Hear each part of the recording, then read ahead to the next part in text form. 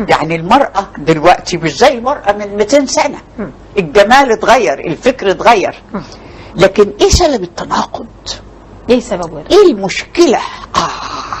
لازم ده ندرسها، ولازم نرجع للأساطير والكتب القديمة. أنا دايما قريت التوراة والإنجيل والقرآن والجيتا. أنا سافرت الهند عشان أدرس الجيتا والهندوكية. ده التاريخ.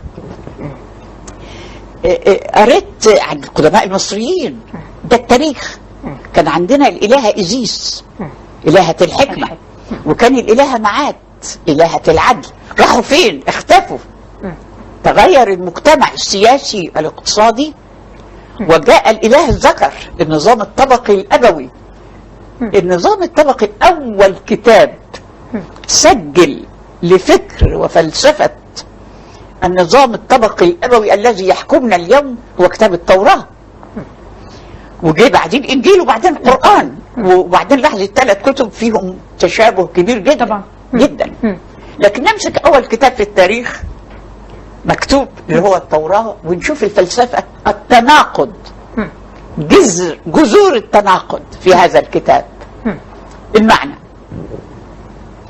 لما تبقى الإلهة إيزيس هي إلهة الحكمة والعدل في مصر، وأتينا إلهة الحكمة في اليونان، وبعدين فجأة تبقى حواء الآثمة حليفة الشيطان لأنها أكلت من شجرة المعرفة.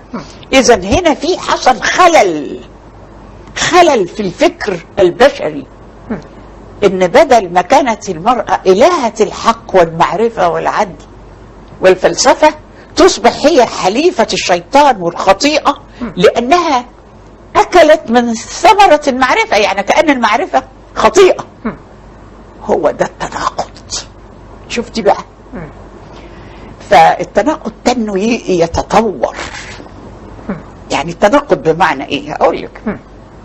يعني انا ميزاتي كامرأة مفكرة هي عيوبي كامرأة انثى. يعني خدتي بالك؟ يعني انا الرجل، ياما رجاله كانوا يعجبوا بيا يقول لي بس عقلك ده صعب قوي. عقلك ده واقف بيني وبينك. صح.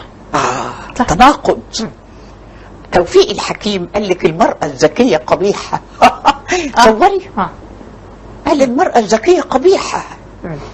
أنا لا أريد المرأة المرأة لم تخلق، شفتيها لم تخلق لتتكلم، لا، خلقت لأقبلها. إيه ده؟ وده التناقض أثر على شخصية المرأة.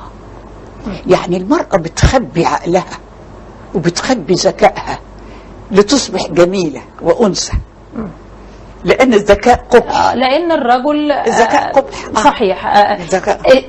اتعلم في المجتمع إن الست الذكية لا، يعني أكثر الدراية، ما يقدرش يخدعها. ما يقدرش يخدعها. ربما صح. الأنوثة هي الضعف والهشاشة والمراوغة، هي دي الأنوثة. لكن واحدة صريحة كده زي لا تبقى راجل. والله أنا أحد أزواجي، أنت عارفة أن أنا طلقت 3 أزواج. صحيح. لأن مش ممكن راجل يعيش معايا لما يكون عندي مخ. فمرة أحد أزواجي بيقول لي أنت أصلك عقلك ده خطير، مش واقف بيني وبينك. يعني عايز واحدة بدون عقل.